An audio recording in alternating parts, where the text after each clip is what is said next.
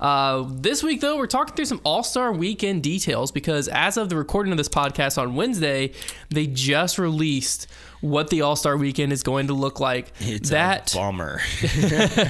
That's happening in 10 days. 9 days from when you're listening to this is when the All-Star Weekend is going down out in Arizona. So let's just run through it. So day one, it's a 2-day event. Day one, they're calling it the All-Star Doubles Day. It's going to be 2 loops of the 9-hole course. Basically, they took the Memorial course and shortened it into a 9-hole course. Well, elongated it into a 9-hole course, but half the holes. So you're going to play 2 loops in the 9-hole course. The first loop is going to be best shot. Second loop is going to be worst shot. One thing they didn't specify there is what type of worst shot we're playing. Is it the worst shot where once one person makes it, the hole's over, or is it worst shot where both players have to make the putt? Not a huge detail, but the second loop is worst shot. And then we have pairings. They broke down the pairings. So basically they had everyone seeded 1 through 8 on MPO and on FPO. 1 got paired up with 8, 2 with 7, yada, yada, yada. So that led us to Paul being paired up with Double G, Calvin and Kevin Jones, Ricky and Nico, Eagle, and Chris Dickerson. And then on the FPO side, we have Paige and Heather Young, Katrina Allen and Kona Panis, Sarah Hokum and Jessica Weiss, and then Haley King and Missy Gannon. So they're going to be the ones playing doubles against each other. And then day 2, it's going to go into single stroke play, but each player is going to start with the combined score from their team's doubles round. And then they're going to play singles, starting with that score for 2 loops of the 9-hole course. Best score after that individually wins it all. Yeah. Right off the bat, what do you think of the format here? It's pretty bad. It makes no sense. So, first of all, initial problem is the selection of the teams. This is the second Pro Tour event consecutively where the higher seeded player is getting punished. Like, why? I don't understand why that is. Well, they're trying to, in this case, trying make to it even it out, but like, it's still, it's a little confusing. But that, regardless of that, that's my very minute thing. Whatever. They're all world-class disc golfers. It is what it is. The next thing, why are we playing worst shot at an event meant to display our best players? I like, that just doesn't, all-star games in any sport are meant to like put highlights on display. We don't want to see guys having to scramble every single hole because somebody's throwing out of bounds. Worst shot, terrible idea. Yeah. Number 3 problem, and maybe this is the biggest, this format stinks. So like, why on earth are you carrying over a double score into single stroke play? So like, you're basically depending on somebody for like the first day, and then you're competing against them the next day. So like, it's never been, like, I've never even seen this done before. Like, it doesn't make any sense. The format stinks. Only thing I'm confused They're about, overdoing it. One thing I'm confused about is why we're just now hearing the format. To where earlier today, when it was announced, Paul didn't even know the doubles carried over, and he's in the event. Yeah. Why was this not announced the day the All-Star format was announced? There's a pretty simple solution. Just play doubles and have a winner, and then play singles and have a winner. It's not that hard. I think it'll be kind of fun to watch just because it's going to be the first disc golf we see. I wanted skills competitions. I did too. They could have not played at all and just done skills competitions. Well, that's what I was going to say. So, first off, it's an exhibition. So there's nothing on the line. End of the day, who really cares what they're playing? Because they're playing disc golf and we get to watch it. I don't agree with the format. If it was up to me, here's what I would have done. If it was up to me, I would have on Saturday had distance contest, putting contest, and a gap hitting contest on Saturday. So it's like 3 different contests, and we're filming that because one thing about disc golf is like, when's the last time we saw Paul in a distance contest? Yeah, I know. You see Eagle all the time. You see Double G. Even Chris Dickerson. Have we ever seen Chris Dickerson in a putting contest or a distance contest? Because these are always like the side events at Worlds, and the players who are regularly competing to win a world title, and they're like Paul, Ricky. Really, you can pick. There's several who never do these distance contests and stuff. This is the perfect time. It's like before the season. Yeah. This is why you're showing up. Think like that. I would have loved to see how far is Paul actually throwing in a distance contest. Right. Yeah. Who knows? No one does because he's never done it. Mm-hmm. Same thing with like a putting contest. You know, the world putting champion is always a tainted title because the best putters in the world don't show up to a putting tournament. Yeah. Now they are. So like then that's another cool thing to see. And then something like a gap hitting or something, I don't know, it doesn't even have to be gap hitting, but some other like skills competition where we can actually see them do crazy stuff that you never see on the course.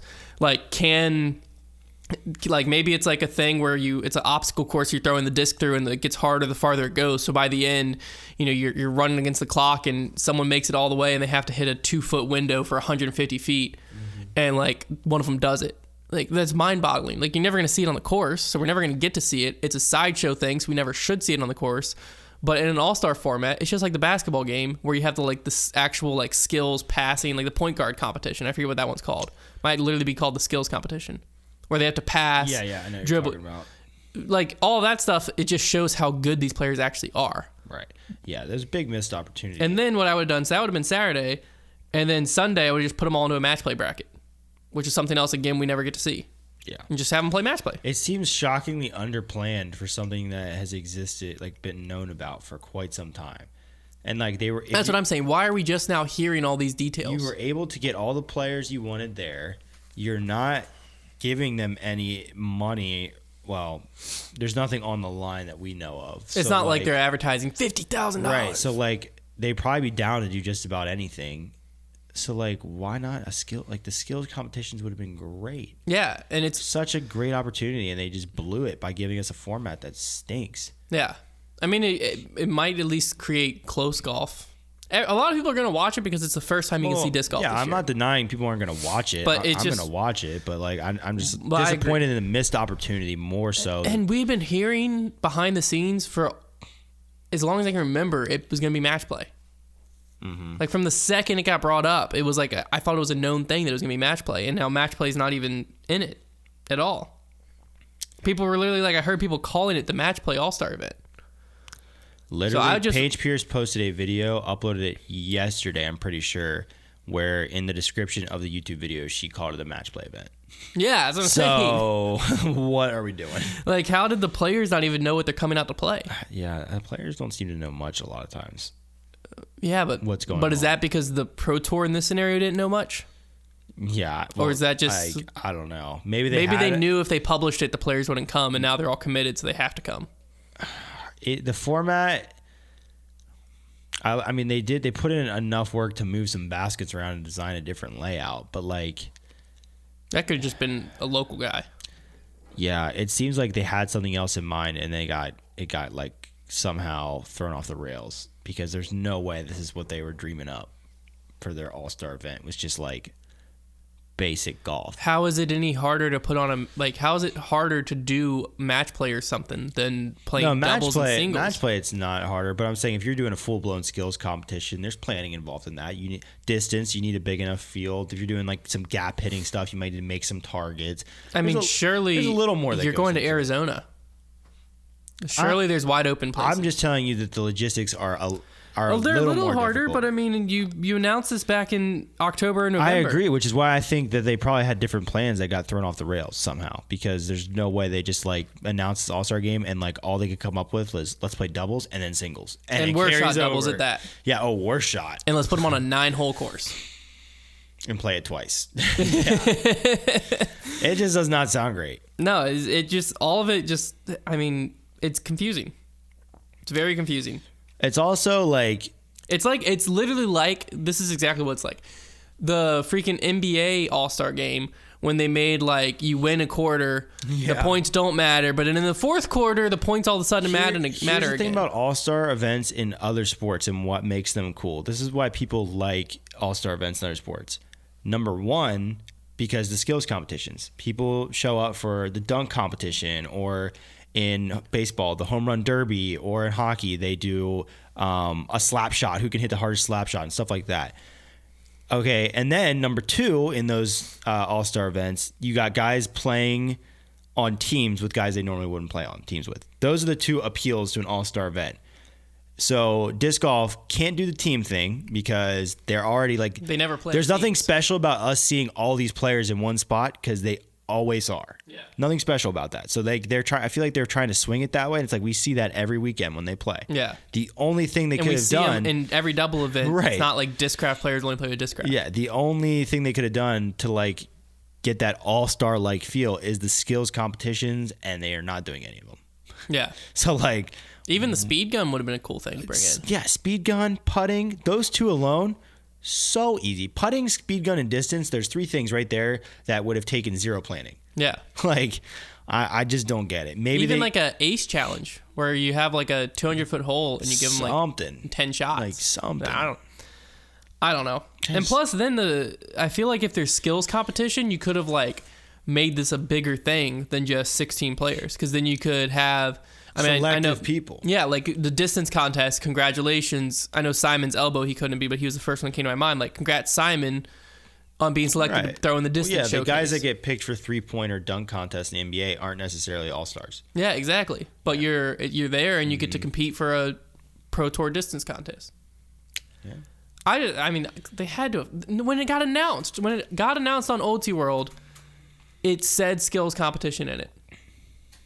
So that was on the table at some point. Yeah, I think they got derailed somehow, and I don't know how. Maybe they couldn't find a wide open soccer field. I mean, like, what are we talking about? That can't be it. Like, that's what I'm saying. What derailed how? I don't know. Something's not You right. can put them on a football field and have them like try to throw through the uprights. I don't know. Do something. Give us something. But like this feels like an all-star weekend. I'm just watching the doubles that used to happen at like USDGC Pro Dubs or whatever, or mixed doubles. I don't know. I'm excited for it because it's disc golf and we haven't seen disc golf in a long time. But at the same time, it's a big missed opportunity. And we're branding it as our all-star weekend, which should be like a big draw in non-disc golf fans to see what these crazy things these people can do. And we're just throwing them worst shot doubles so that we can see someone park a 500-foot hole and guy throw OB and we're taking the OB shot. Yeah. Shocking.